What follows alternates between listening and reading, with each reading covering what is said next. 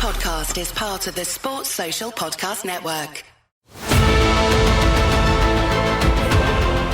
You're listening to Saucepans and Sidesteps.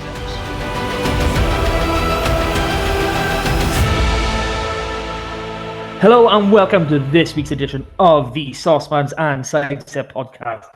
Joining me, Big M, as always, the one and only Mr. HG Rugby, Hugh Griffin. Good evening. How are we? Hello. I'm recovering, Mars, because I had what I thought was a bad cold, and I've since been advised was probably COVID over the last week. And I'm still not 100%.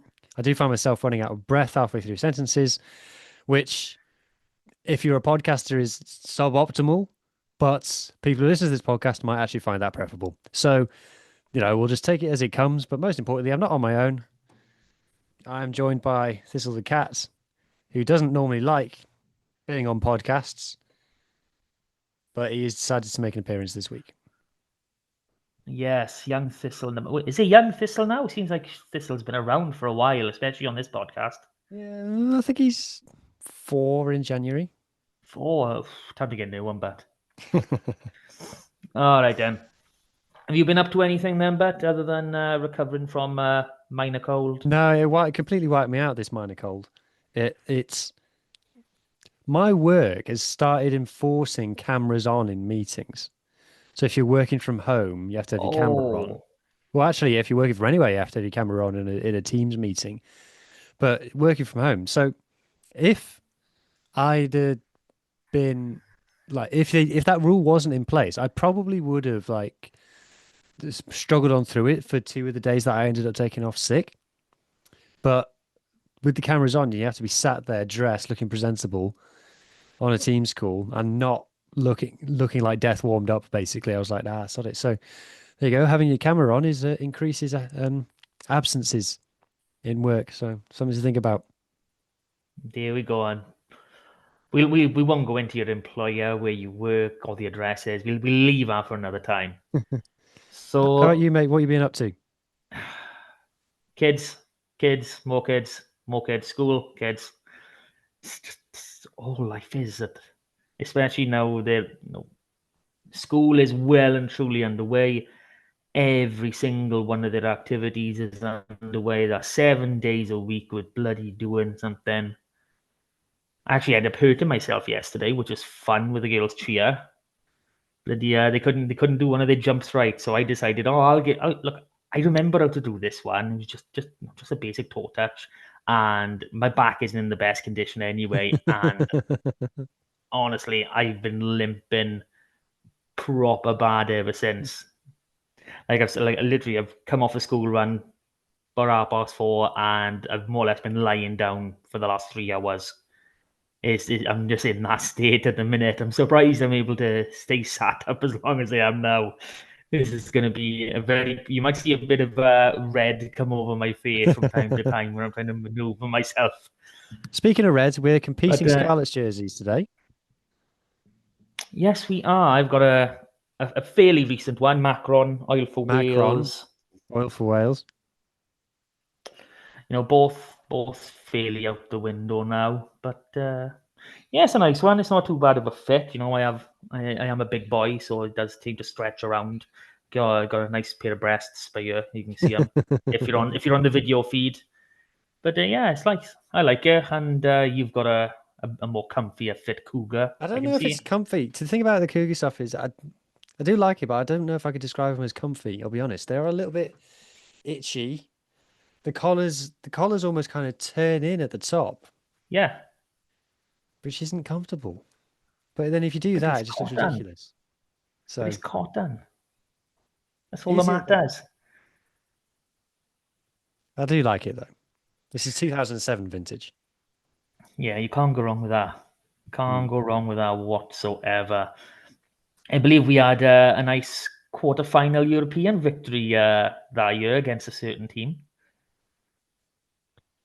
I couldn't tell you.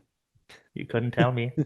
You see this? Can you not tell me? No, I can tell you that. We got to Heineken Cup as it was then, semi-final, where we lost to Leicester. Did we lose to Leicester in the semi-final? Yeah. Can't you remember the quarter-final? It was at Stradi. No, you have to tell me, mate. Fuck, it leads into what we're actually doing on this podcast. Is it against Munster? Yes. Ah. Everything is linked to you. Everything is linked. See, I could have claimed like I'd planned that. I absolutely did not. He's a fool. He's only half a Scarlet, really. So anyway, so the season is now kicking back off. We've got some proper, competitive, professional. I need to make sure I use that word, professional rugby, because the semi-professional game is, it's week 2 is just past now, and boy, there's some crackers in that. Fair play. I mean, I'm enjoying SRC this year. You need to listen to the SRC podcast.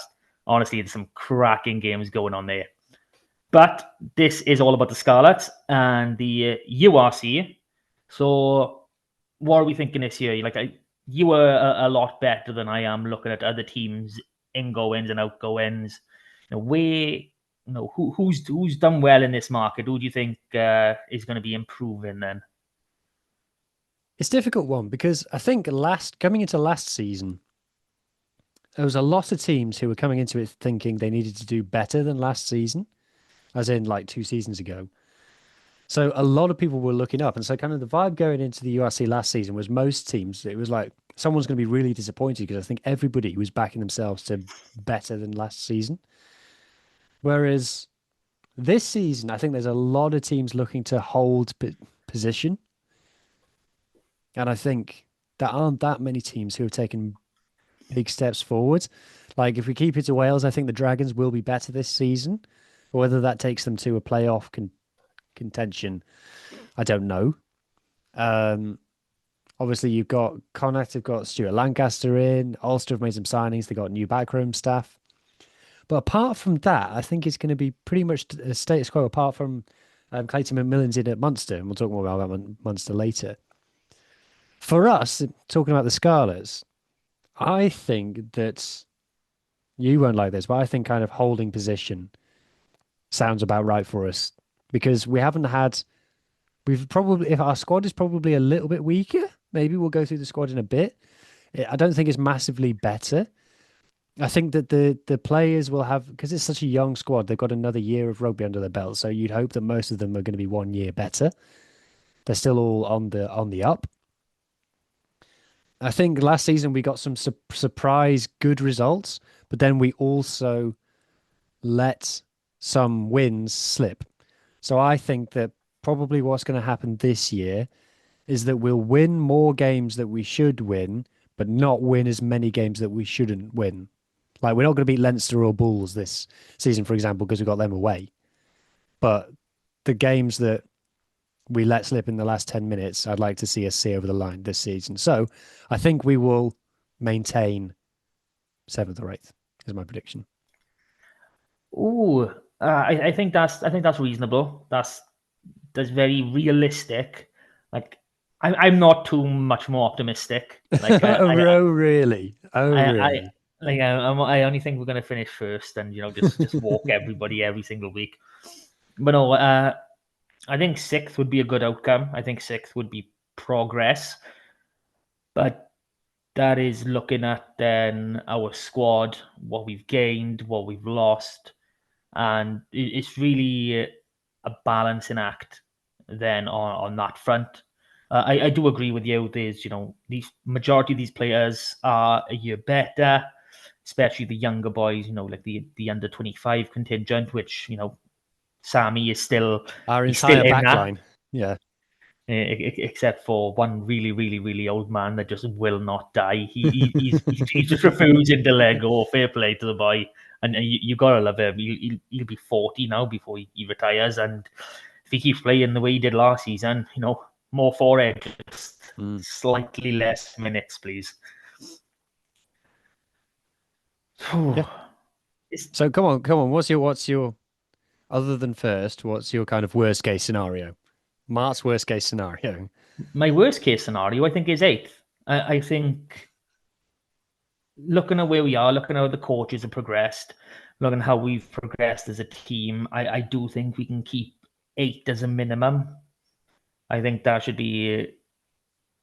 I think we should be happy with 8th if we retain it. anything less will obviously feel like a bit of a hit. We're back in, top tier of Europe. We've got to stay there. So keeping that is success as we're going forward. Progress would be an extra couple of steps up the table. And I think, my usual overly optimistic self, I'm going as this is that would be fair if I can't say we finish like fifth and be like, oh, we deserve to. I couldn't be upset with that. I couldn't be upset, finishing higher than eighth. I really couldn't. Definitely not. So if we're looking at the strength of our squad, and we all know majority of the Welsh regions, unless you're being, pumped full of secret cash by a certain capital city club every now and then, everyone is struggling for depth and strength of depth in that manner. So we just go through it nice and easy. So we start off. Do you want to share the screen? I don't want to share the screen because why not? It's my personal one. I don't. It's just a list of Scarlets players. It is, but it's cost. Oh. It's got let me what? just make their names in it. We know who their names are, Mark. Yeah, but publicly available information. I know, but I got other crap on the page as well. So let me just move that shit over a little bit. Okay. Right, filler. Okay. Filler. A lot of filler. It's not much. It's not much. No, just got to kill time. Just got to vamp a little bit whilst you get your spreadsheet ready. And then me and my little. I've been very patient and waiting for you to fix your spreadsheet. Aye. Stop whinging. I'm sharing the screen. Give me 5. Give me 5. I'm clicking the button share. We're on Zoom, so clicking window. I'm then clicking the window I want, and I'm clicking share. There we go. So, yay, it works. So if you see in column B, we've got the names of the players. You can see the information we got here. We got the club they've come from, their name, their date of birth, their actual age now, position, height in centimeters, height in meters actually, weight in kilos, and the last contract, which I will be honest, I haven't updated absolutely everybody. So if there's an error on there, my sincerest apologies. So looking at loose head, and I think our 23 pairing is bang on. I think they're both fit. So it's obviously Alec, Hepburn, and Kemsley Mathias are our first choice, first two. Are they both fit? As far as I'm aware, I think as far as I'm aware, everybody except for Ryan Elias and Eddie James is, fit for this block, at least. No, because I haven't heard any further news on Henry Thomas, which is one we will come to. So, assuming they are fit, our strongest 23 has those two. Obviously, people will have their preferences on what they prefer, etc., etc. But I think, especially with if Henry is starting, Henry and Kemsley have got to start together. Is the main one. I think them two Alec as a and prop Henry had a hell of a partnership last season. Yeah, they were awesome together. Fair play, and I think they do need to continue, which is just par for the course really. When they were just so amazing, especially that first half of the season, they were unstoppable together, which really left me scratching my head over last autumn with Wales. So but that's a different story. And that's long in the past. Now, running behind them, both Hepburn and Mathias, is Sam O'Connor. He's 23 years old. He's third choice. He was third choice last season. I mean, quite thankfully, Hepburn and Mathias were like 95% fit for the majority of the season, give or take, whatever they were out.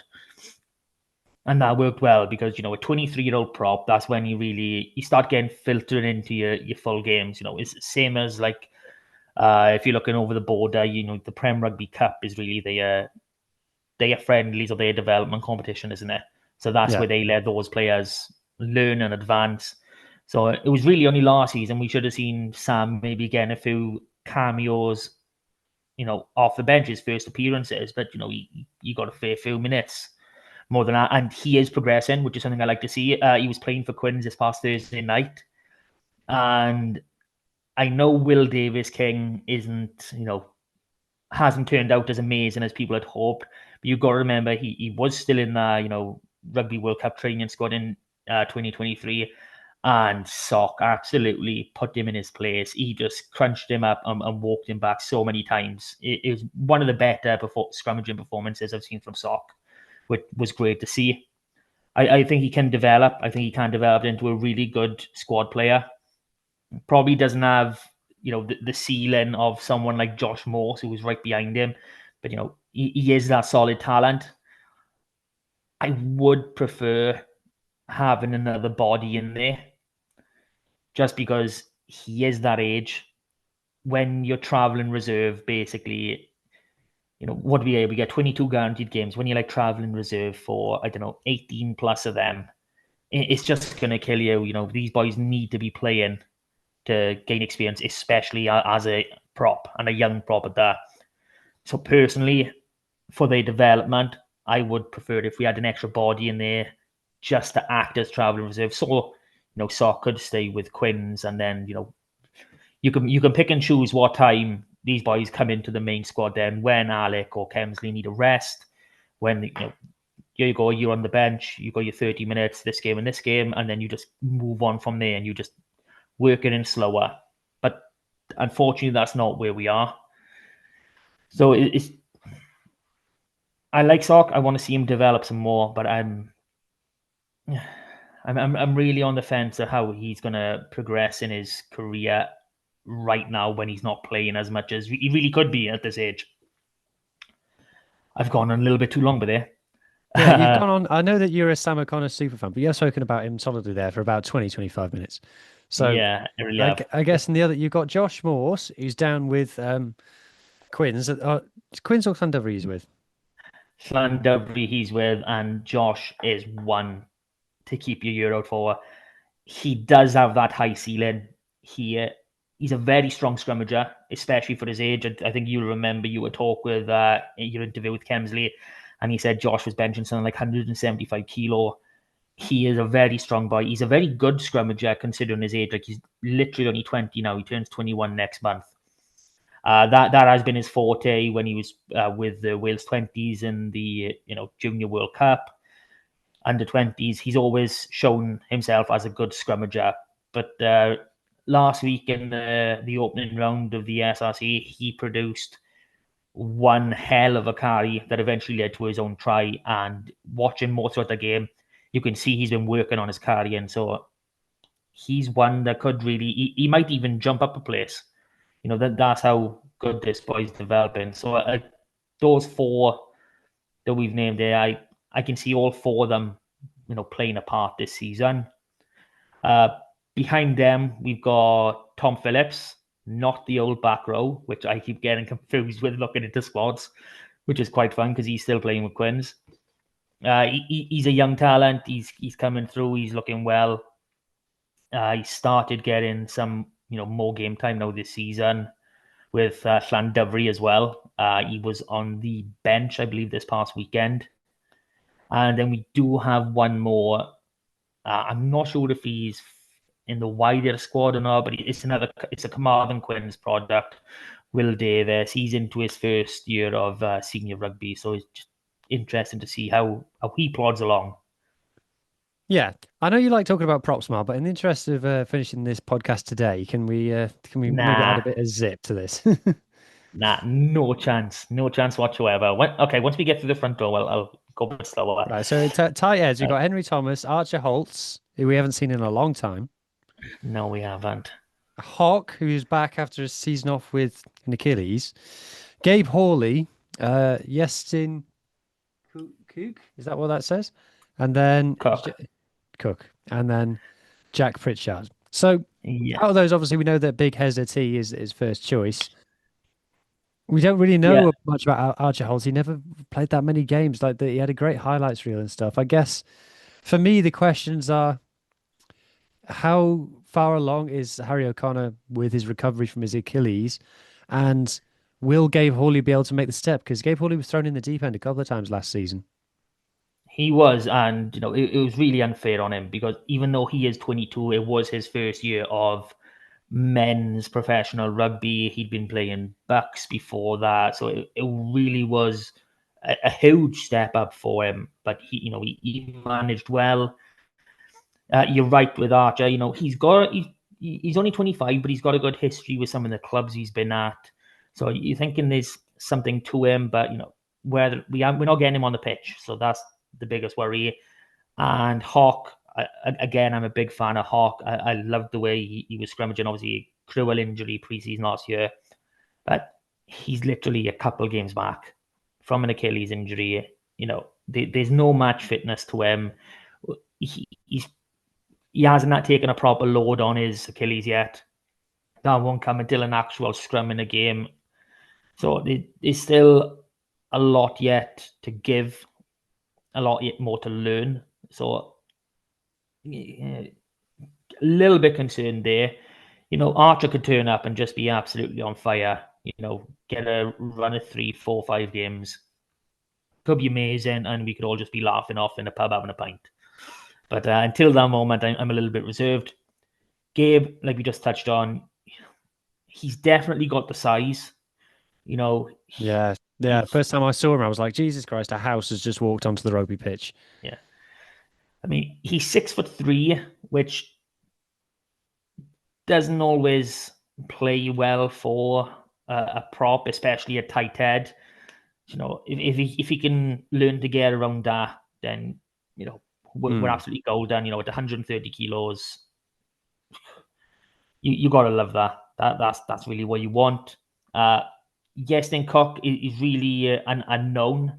He's come through the Exiles program.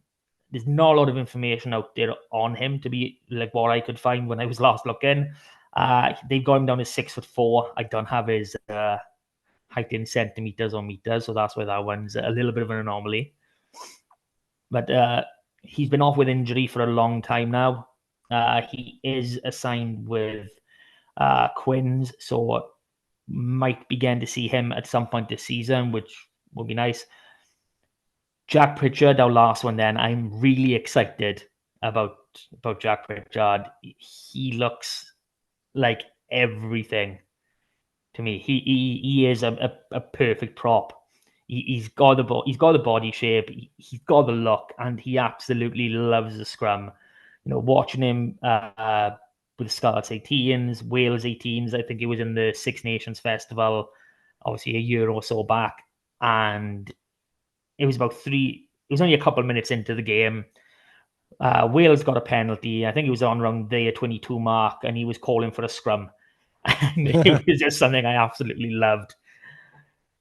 So yeah, once we get a bit more information, I think tight head is fine.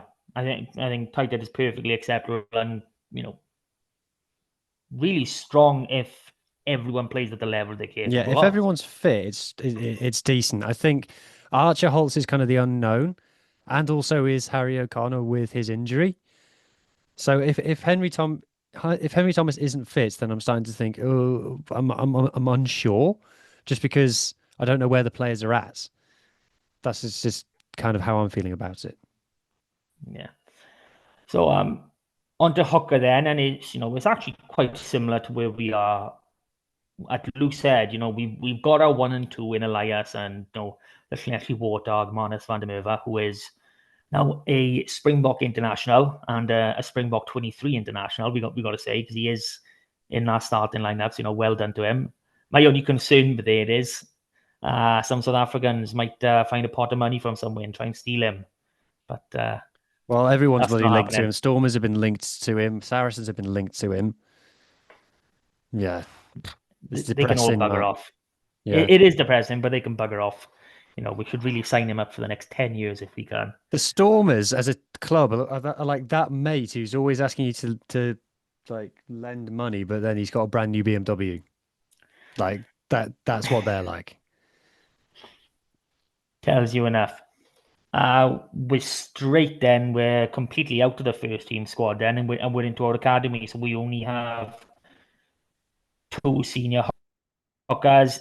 We've had the news today that Kirby Myhill has signed on a short-term contract. Because Ryan Elias is out, injured, and Manus is down with South Africa. That's the reward you get for intelligent scouting of a talented young player, is he gets picked by the best team in the world.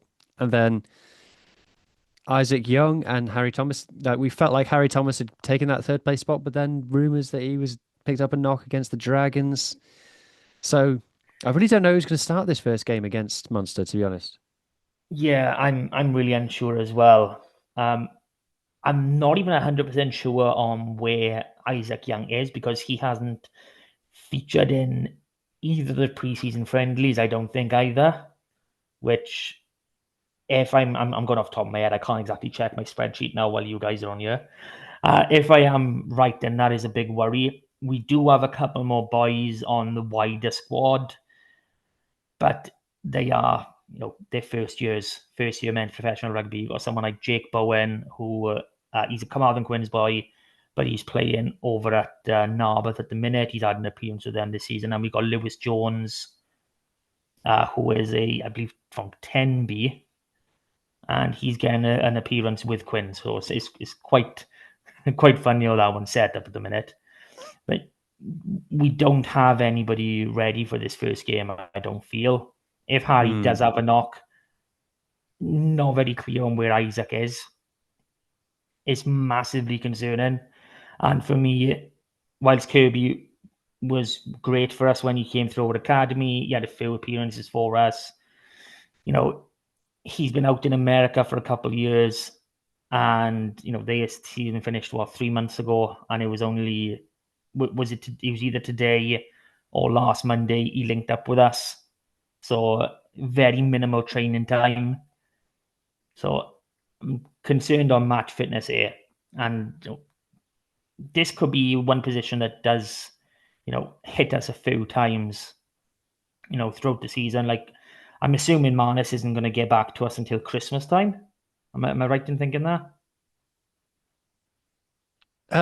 So the Springboks play their last game of the Rugby Championship against Argentina in London at Twickenham on the 4th of October. But then the Springboks kick off their autumn campaign, which he will probably be in the squad for again, obviously in November. So we might only see him for a couple of weeks in October, and then he goes back with the Boks. I mean, if he's going to have a rest period straight after, it probably is worthwhile just. He hasn't actually played that much, though. Yeah, I think he's only played maybe one game in the Rugby Championship so far. So he is rested. This is my thing about I have a bit of a bee in my body about this as a topic, is because people think that because their team is playing, it means they haven't had a rest. But people don't actually look at the minutes that players are playing, because the truth is that a lot of players aren't flogged, even though their teams play a lot of games. Yeah, but it's in terms of an off season for him, because he hasn't had a break. No, he's had no off season at all. No. So that's where it comes in. He's just been constantly training. He hasn't had an off season, hasn't had a preseason, so he is going to need something somewhere. And if that's the first fortnight in December, come back for, actually that'd take him straight into this is complicated. This is a really awkward position for us to be in, and I'm not happy about it. Does South Africa pay the Scarlets for Marnus? No, because it's in their window. It's a grey area though, because like Will Skelton's had to go back to La Rochelle. I think it's a grey area. I'd be interested. It's the gap weeks, isn't it? Same as with the Six Nations. When they play the tour, they have a week off. It's those weeks, that Will has had to go back. And, I think we've seen some common sense in the fact that, well, if we're flying Marnus from South Africa back up here and then sending him down a few days later, that jet lag is just going to mess him up. So, you've got to think of the benefit. All players are assets. You've got to treat them like assets. What's best for them? So, even though, if we are playing a game, let's say he was playing in Munster in one of them week offs, possibly it would have made you to bring him back up. But, you've got to weigh up your pros and your cons. And, are you going to flog a player and risk burning them out? Because if you're training, 5-6 days a week, even if you're not playing, that's going to lead to burnout eventually, Yeah. So wow, this has been quite a depressing start. Quite a depressing start indeed. And we said that was done last week. Oh, terrible. Okay, on to lock. And we get to start off with a new signing. Yay, Jake Ball, the man of mystery. He has returned from down under to really Returned from Japan. He's been. I was going to say he's yeah, been playing. He's not he been. hasn't been in Japan a while. Yeah, He joins us from Green Rockets, which is a Japanese second division team.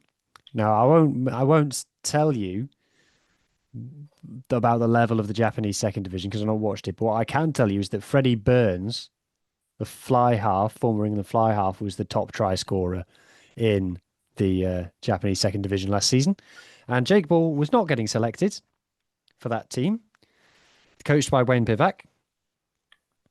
He is unquestionably in great shape because we've seen some tops off picks for him in training, and he does look in good nick. He's clearly a man who takes his health seriously. I'm challenging Jake Ball to prove me wrong because I said when we announced his signing, I was like, this doesn't feel like we're signing a man at the peak of his powers.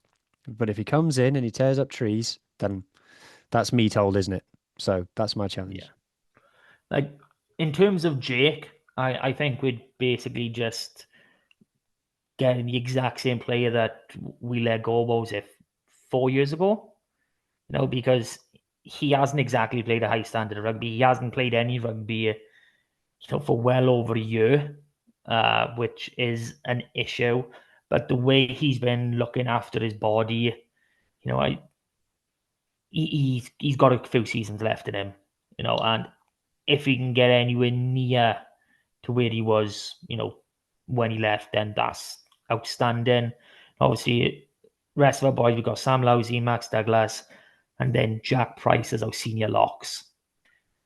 So, our three, if we talk about a match day 23, if we're moving around Ball, Lousy, and Douglas, I'm quite content with that. I'm quite happy with that. I think they can, match up with most on any day. It's then when we start looking more into the squad and rotation wise is when the concerns start coming in. Jack Price, squad play. It seems a squad player is the most he's ever going to be. Apparently Albert van den Berg rates him. Yeah, and that's all well and good, but we're not seeing much at the minute. He's going to get game time because Max Douglas is still not fit, and then it's kind of between him and Jake Ball really, for who partners Sam Lousy. You got Will Evans is playing down at. Will Evans hasn't played since the beginning of last season. He's picked up another injury again, which isn't great. There were some high hopes for Will, but injury has really hit him and hit him hard because they wanted him for Wales under-20s. They were hoping he would come through in the Six Nations. He didn't. They were hoping he'd be ready for the World Cup. He didn't. He was just about getting back a few weeks ago, and he's picked up another injury, which absolutely sucks for the young man. Next up, we've got a GOG in Dylan Alford. He's come from Bethesda, played RGC, Rugby Goccer Cymru last season. And I hadn't physically seen him play till this past week. He's a very slender lock, if I can say that much. He's got the height on him, obviously, but he needs to bulk out a fair bit. And I don't know how old these stats are. I think these stats are at least about a year old. But standing at what is 6'6", something like that, and being 94 kilos, that's just not going to do you as a lock. And you can physically see him. He's very slender. Next one is one of the more exciting talents we do have, and someone that was name dropped, I think, beginning of last season in one of the Meet the Coaches evenings, is Sam Williams. Now, he's a Carmarthen Athletic product. He missed part of Scarlets under 18s with injury and obviously Wales 18s from that. but he is a promising talent. He's been assigned with Carmarthen Quins, so I'm hoping to get some of him in, Super Rugby Cymru and see how he gets on. That would be first and foremost. But all round, it's when we're hitting these squad places in positions, that's when we start to worry. Yeah, hooker and second row, I think, are the two biggest worry areas. Where if we literally pick up one injury, then it's starting to look a little bit shaky. Yeah, it's literally gets down to like for second row, for example, you get at least 3 in your match day 23. Obviously, we've been advocating for us to play 6-2. Max Douglas has often been deployed on at number 6, which has worked very well. I don't think we've lost a game with him starting at 6. So if you play Max Douglas at 6, you've literally got Jake Ball and Sam Lousy in the row, and then Jack Price on the bench, and that's it. That's all of your senior second rows. So it's where we are. It's just part and parcel with Welsh rugby at the minute. If we look at our back row now, I mean, actually, we could probably put Tane or even Tristan Davis into the row if need be as emergencies. But yeah, because Bethita was another second row cover for us. So we've lost him, we lost Alex Craig, and we lost. Who else did we lose? Morgan Jones and Ed Scragg have both gone. Yeah. So there's quite a few disappeared over there. But, yeah, with line out wise, I'm not that worried. Obviously, Hooker's throwing into line outs, but with Tane Plumtree, I think is the best line out Lucy in Wales. So that's fine. Jared Taylor can also play second row, I think. He can, but it's a case of working in our line out. How when if Tristan Davis also very tall. Tristan Davis like 6'3". Yeah, he's there or thereabouts. I'm just thinking of options. It doesn't matter how good your line out is. If you've only got one man you throw into, it's going to be worked out. That's probably my issue there. Although if you're talking 30 minutes end of the game, you haven't got much of a choice, and there's you haven't got much of a choice. So if we do go into the back row, obviously we've got Captain Fantastic, Josh McLeod. We got Dan Davis. We then got the aforementioned trio, Tane Plumtree, Jared Taylor, Tristan Davis. And we've also got then Ben Williams, who's turned out to the Quins last 2 couple of weeks. And if anyone watched the Thursday night game on S4 Rec, Quins beating Cardiff down at the Arms Park, Ben Williams, along with former Scarlet Sean Evans, were absolutely outstanding.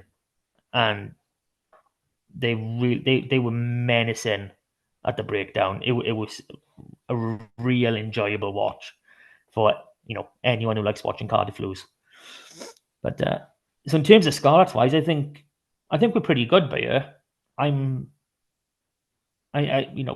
think 1 or 2 injuries isn't a major bust. No, I think second row. Back row. Back row. The thing about back rows is you've got at least 3 of them in your match day squad. Probably 4.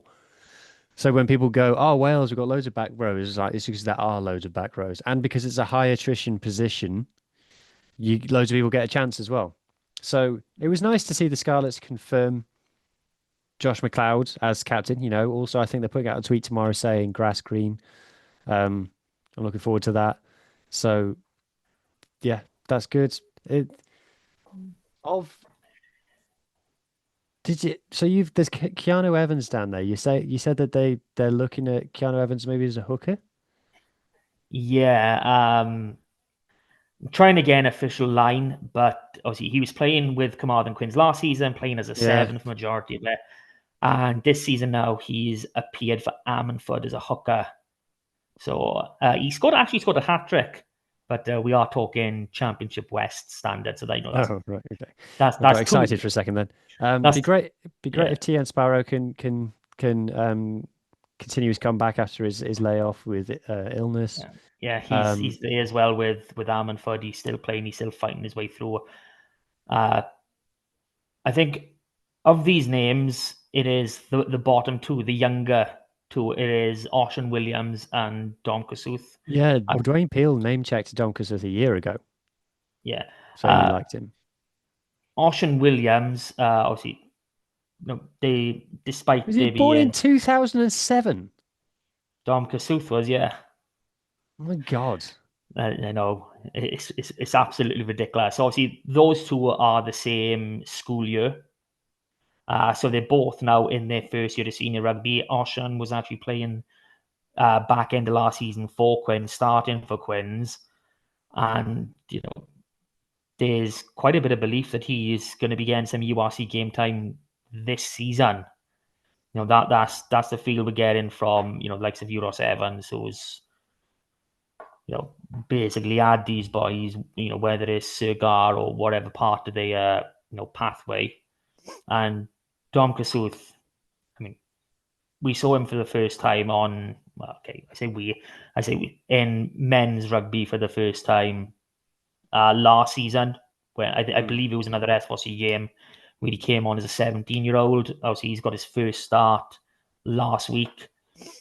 Done well, done it right. Nothing barnstorming, but you don't want players to be, come out trying to set the world on fire. You want them to settle in and really show what they can do once they're used to their surroundings. Also, even those boys, I think Oshan's capable of stepping up. He is one that has been kept with the Scarlets squad, with the preseason squad. He's not been released back to Quinn's. Ben Williams has been released back instead of him. So Yeah. that might tell you. And we saw what Ben did a few years ago when we had a major injury crisis. He was brilliant for us alongside, Teddy Leatherbarrow. Long forgotten that name has been. Yeah. So that just tells you with the thinking and what they believe in Oshan Williams. Okay, so that leads us on to our scrum halves, and as always, I'm feeling better about scrum halves this season because we got with Dane Blacker coming in. I think we've brought in someone because the issue was Dwayne didn't want to use Evan Jones come hell or high water for whatever reason, but Dane Blacker is someone he's worked with before and trusts. So with Cowdor, Dane, and Archie Hughes being fit from the start of the season, I'd like to think that we're in a more comfortable place with scrum halves with that three. I think that's a strong three. Yeah, it is a strong three, and with Rodri Lewis in there as well, who is another one turning out for Carmarthen Quins. How many times am I going to say that today? It gives us enough wiggle room so that we can give Archie some game time if obviously we do go down the same route where Cowdo and will be with Dane this time, take a vast majority of the minutes. He'll probably be more managing what Archie has to really integrate him properly, because obviously that did not go down well at all last season.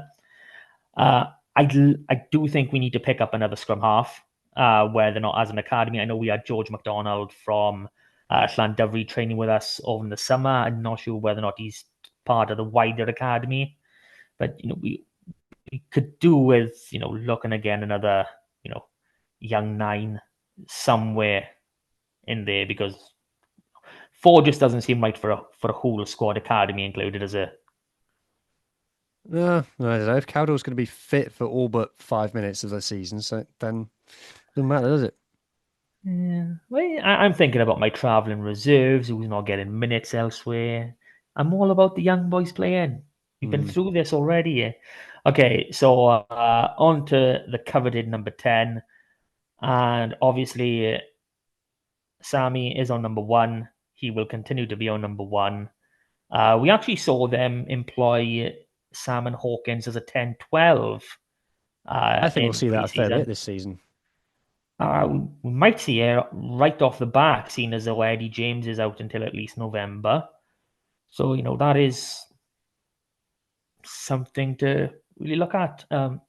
Again, it's that third that we seem to have a lot of issues with. I got 2 boys named there. We got Steph Jack Jones, who is actually playing with Aberystwyth, which is I want to say that's Championship West as well. I'm useless for some reason today. And obviously Ellis Price, who was playing for Carmarthen, but Ellis is a convert from 12. He is still very early in his number 10 days. So I don't think either of them are really ready to step in as it stands. So we're really hoping on both of these boys staying fit all season long, which, given our Sammy hasn't been history, able to do, has he? Let's just be honest about it. yeah. His Well, best what ability was is it? not availability. He's normally misses half a season. Yeah, which really isn't great. And I think that could be one of our downfalls again, like it has been with Johan Lloyd for the last 2 years. We got someone who's not really a 10, running the show. There's, very minimal game management skills, etc., etc. I'm hoping Joe is a different 10 to that. I hope, Yeah. he like we said 2 years ago, I hope this convert can make a success out of it. The last one didn't. So into the centres, and This is so getting into this area of the squad now. This is where we've got the stacked quality. So obviously Eddie James is out, but that just means that we're left with Johnny Williams at 12, which we're very happy with. And yeah, like you said, we've got Joe Hawkins who can slot in there as well. Joe Roberts obviously nailed on at 13, best 13 in Wales, one of the most talented players in Wales, full stop. Max Page, whether you want to class him as a centre or still as a winger, I'm sure we'll see him at 13 this season. And then Gabe McDonald just seems to be the chosen one in the academy, doesn't he? Because he seems to be the one who gets the most game time out of anybody who's not a Welsh yeah, international, which all the rest of them are. yeah. He seems to be in starting majority of friendlies, development games, whatever you call them. Has He's a been for about mainstay 18 there. months. Yeah, he has, and if you just look there at the dates of birth, he's the same school year as Max Page. So, we know Max is a very young boy. Gabe is a very young boy as well. So, still, there's always time for development there. There is another centre who you love his name, Griff Watkin. Oh, yeah. Blue scrum cap. You've got to love a name like that. He is now, firmly in our senior academy, so he'll be developing and coming through as well. Even with our injury to Eddie, obviously we do kind of have to use Joe a little bit to make ourselves feel a bit more comfortable. But centre is stacked. We've got three incredibly talented centres who are already pushing to be international superstars, if not already one. Yeah. Johnny and Joe in that case, and then we've got someone like Max who is showing that he's got so much raw ability, and he's learning, and he's learning very fast. Obviously, he didn't get capped in the summer, but you can understand why, given the way the result went. So then we're on to our back three, and we've got the man that is never going away, and that's Johan Nicholas.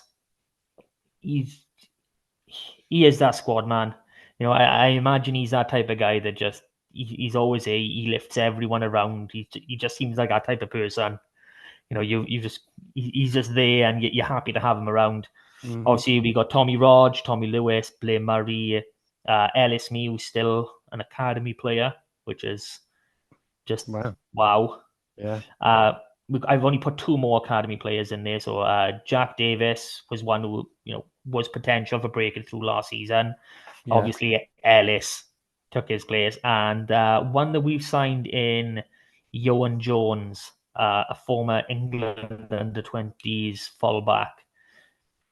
So, that's stacked. That's comfortable, and and that's without looking at the other players we got. We got Yori Badam, who took a nasty injury just before the under-20 Six Nations last year. He should be due back hopefully around Christmas time, and he was looking really solid then. Sean Jones is a new boy into the senior academy. Thomas Williams, who scored an outstanding try for Quins against Cardiff, and that name comes up again. And so literally, once we get past the halfbacks, we are absolutely laughing. And I wouldn't mind trading one or two of them for a tight 5 forward. I don't know about you. Well, obviously I love them all, but let's just say there's one area where we're maybe a bit over resourced and one area we're a bit under. Blair Murray, also young player of the year or breakthrough player of the year for Wales. And so congratulations to him. And I think Tommy Rodge, quietly top 5 Welsh players last season. And if you look at how he finished the test year, playing at outside centre for Wales in the first test victory in 20-odd games, just a big fan of the boy. Big fan. We're all big fans. For those on video or audio, whichever one I'm trying to talk about, I've tried to push my hair behind my back for 20 times. It just does not want to go today. Oh, this is such a tough life being a podcaster, trying to make yourself look tidy for TV. So that is the rundown of our squad. So even saying that, I do think we are looking at progress this season, because I think the coaches are playing an equally important part. I mean, last year was the first time we had actual continuity in our coaching staff, and look what happened. I'm hoping it's for me, it's you're building on ideas rather than starting from scratch. I just feel that, especially in the Type 5, we've got, if we get 3 injuries in the Type 5, then we're starting to panic. Especially if it's the same position, then yeah. Well, I mean, say we lose Henry Thomas, we're already in the situation with hookers. So if we lose Henry Thomas and Sam Lousy, we're in a tricky situation. Depends how long we're losing them for. I've got full belief that whatever this issue with Archer Holtz is going to be resolved. I do, even though I'm saying that with a bit of a quiver in my throat. Hawk is Hawk. He was, because I think I said early doors last season before he got injured. He is where exactly where Henry Thomas was at his age. He's got that technical aspect down. He's just got to get the experience and learn how to really use him more. So yeah. So that does lead us into the actual game. That's we're not doing community this week. You want to do community now? I thought we were going to finish with that. Okay, I'll run through it quick. I'll run through it quick because we spent a bit of time. We spent a lot of time on this already, and I would probably end up talking about Quins for about an hour otherwise. So here we go, my nice little screen, starting SRC nice and quick. So Quinn is obviously smashing Cardiff 36-33 down a cap. We had Sock, Ben Williams, Rodri Lewis, Ellis Price, and Thomas Williams all start there. It was the final kick of the game that won that through Ellis Price. Llandudno 34-31 winners at home against Swansea. Another last kick of the game win, but there. We had Dylan Alford, Doncaster starting, and Tom Phillips on the bench. Quins now welcome Pontypool, and Llandudno welcome in RGC this coming Saturday in what is the first of the double header rounds that we will see this season. Into the Premiership. Oh, sorry, shout out RGC as well. They got a good result, didn't they? They did. They beat Pontypool at Pontypool Park 23-14. Honest to God, that was huge. The fact that RGC got to travel down 4+ hours for every away game. They're going to Pontypool Park, which obviously is a different surface. It is the worst. It's the worst pitch in the league.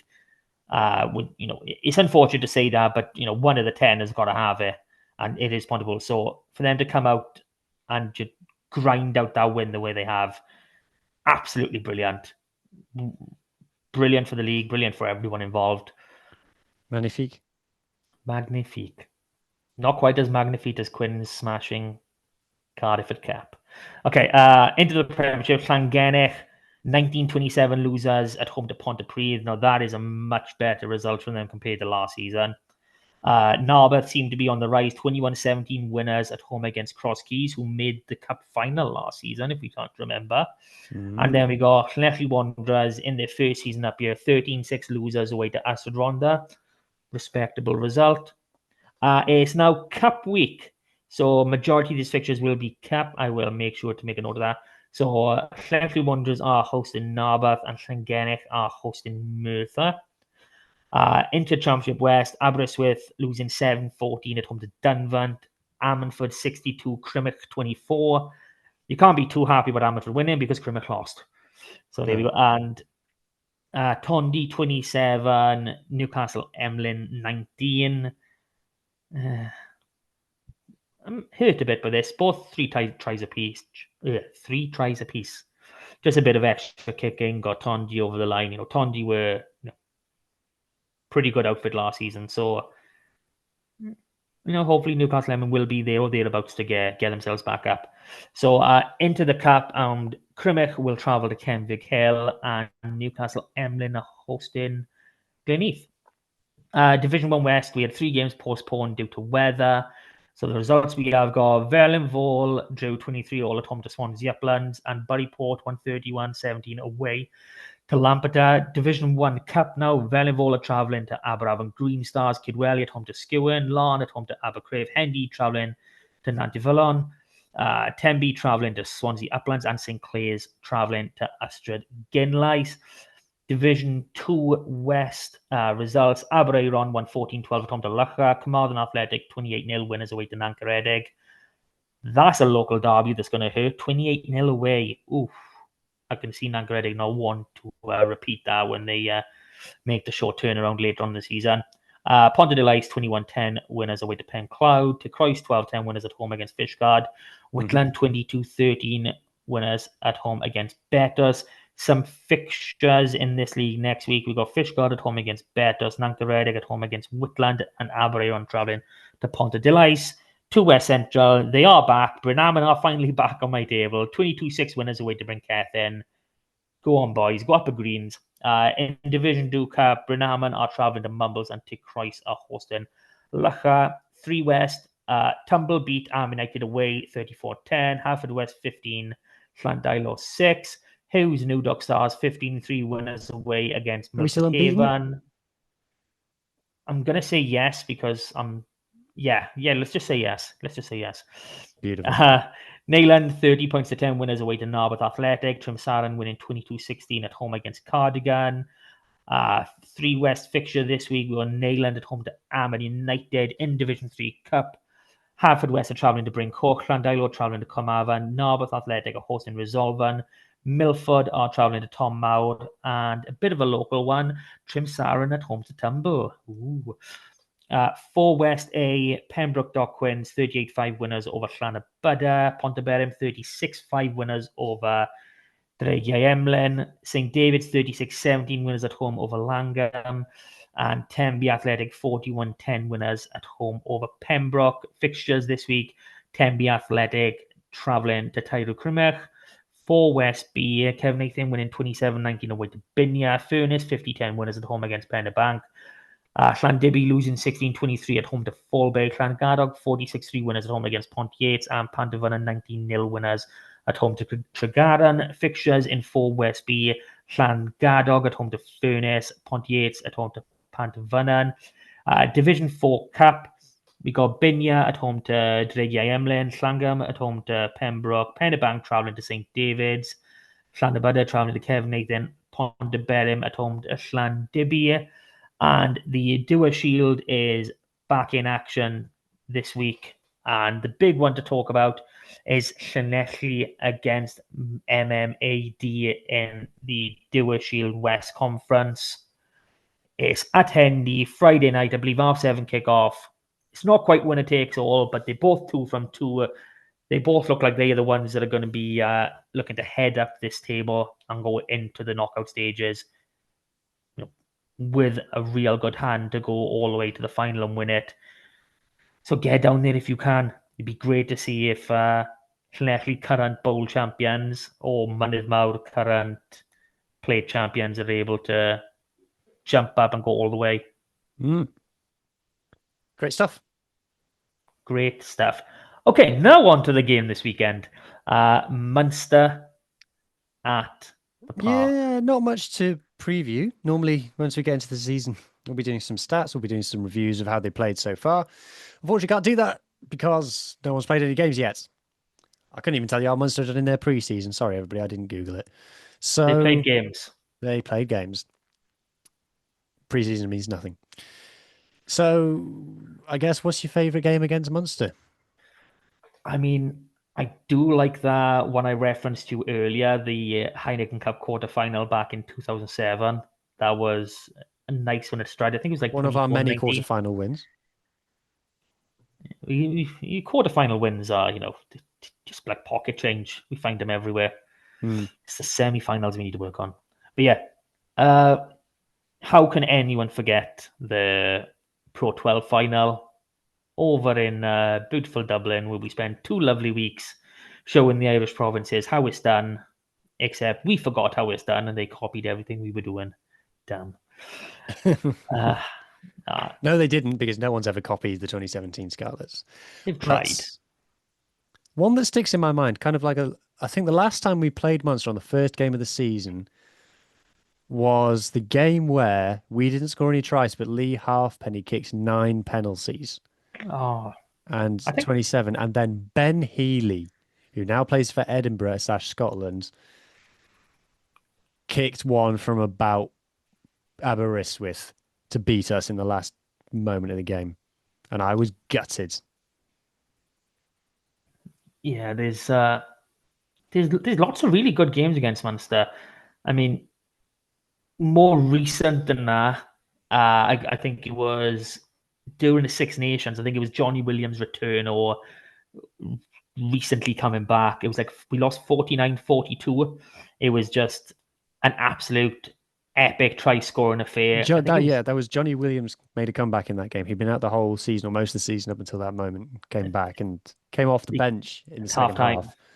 And it was something like 40-0 down at half time. Ended up losing 49-42, something like that. It was an epic game. That was, fair play. I've still got it. Like you know what these games do to you. You can just one little whiff and it takes you straight back to it.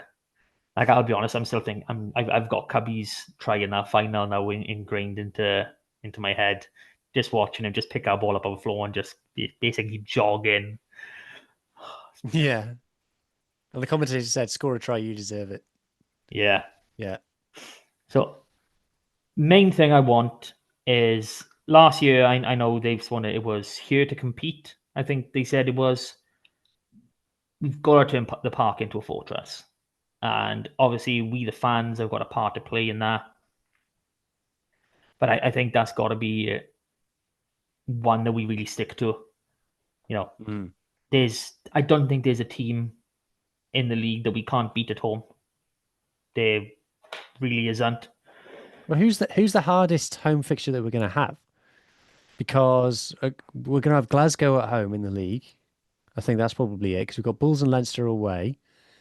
We have Sharks at home. Sharks don't tour well. We've got Stormers away. No, Stormers at home. Third game. Stormers away. Stormers We home. had them at home last season. Doesn't matter. It's a new cycle. Lions and Sharks. I'll be honest, I don't get this whole cycle thing. People act like they understand it. I don't understand it. Yeah, it's every 2 years you play them. You play everyone home once, everyone away once, and then they flip it up. So we got Stormers and Bulls home again. Right. Okay. So Bulls are the hardest game then. Yeah, Bulls are the hardest. Then probably Glasgow. When are the Bulls? Bulls are before Champions Cup semi-final. Oof. They're not going to be in the Champions Cup semi-final. No, We've got more chance of being in the Champions Cup semi-final than they do. That's what I was about to say. No, we're probably going to have to rest players for that game. Oh, no, it's Cardiff the week before. We can rest players for that. Oh, okay, cool. Yeah. All right. Look, I'm very much full of confidence when it comes to talking about us. Well, it's going to be a good atmosphere by all accounts, because obviously there's a bit of, I don't know if people are aware, there's a bit of angst in Welsh rugby at the moment. And there's going to be the march before the game. Would tell people about the march? Yeah, there's a march from the post down Sandy Water Park. We'll get the more finer details for you up on socials so that you can see it, because I think it's like a 1 o'clock or 1:30 start down there. Obviously, you can guess from the time, when we've got a 5:30 kickoff, it's going to be a very slow pace, possibly a couple of stops in a few pubs. I think people might be meeting up at the halfway at around 4:30 as well. So, if you're only there for the end journey, for that final walk to the park, make it feel good. Just get there.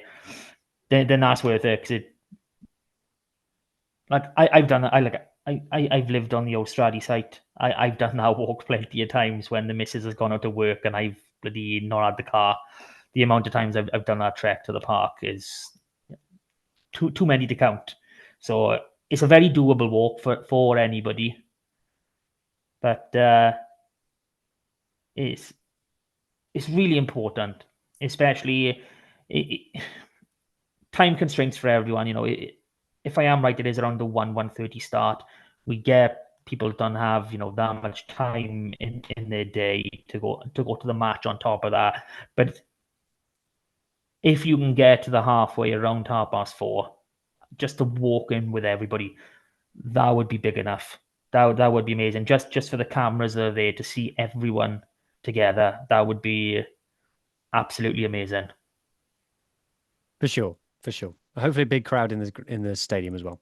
Yeah, 15,000. I heard. We're full. We're sold out. Sold out every day with my ego when it comes to the Scarlets. That's what it is. So obviously, Mark's up in Scotland, but his ego is taking up space in the park. Always the same. So predictions are not really any good this time of year. I've got no data to go on, Mark, other than the Scarlets are the best team in the world. So Scarlets by 10. Scarlets by 10. Ooh. Oh, I don't want to. Scarlets by 11. I'm being tactical here. And This is a shout out to the man formerly known as Pringle. You're expected back next week. We've got a home game. We want to hear what it was like. Absolutely. Okay, so thank you everyone for listening. Thank you, Huw, for being here and talking shit with me for another hour and a half. I know the pod hasn't been an hour and a half, but Huw decided to not charge his laptop, so we had a bit of downtime. We had a fair bit of downtime. But thank you all for listening. Like, share, subscribe. Get us to 3,000 now. Are we at 2,000 yet? Yeah, we hit 2,000. We did. Woohoo! 2,000! Yay! That doesn't look right on camera. Hype the video. I don't know what it does, but apparently it's important. Yeah. So thank you all for listening. And if you're listening on audio, just click on YouTube, press hype. Yeah, if you're listening to this in the car on the way from work, on the way to work, or what a lot of people do is listen to half of it on the way to work, half of it on the way back. Just a favor, when you get in, watch it on YouTube. You don't have to watch all of it. Just find the hype button and go hype. No, you do, because YouTube marks you on how long people watch for. So watch the whole thing. Stick it on when you go in the shower or something. Put it on times 2 speed, put it on mute, and put it in the don't care. Just watch it. Thank you. Anything for an extra view. Yeah. It makes you think that maybe his channel has taken a dive recently. I don't know. I'm joking. Always messing. Again, thank you all for listening. We'll be right back here next week to talk about some competitive Scarlets rugby that we can all watch and all enjoy together. Good night. See you next week. Bye-bye.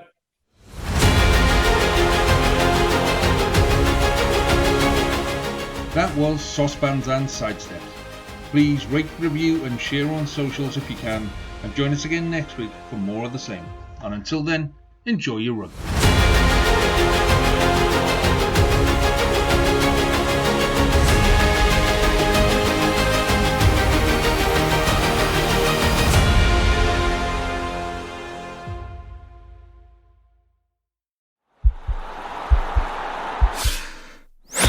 This podcast is part of the Sports Social Podcast Network.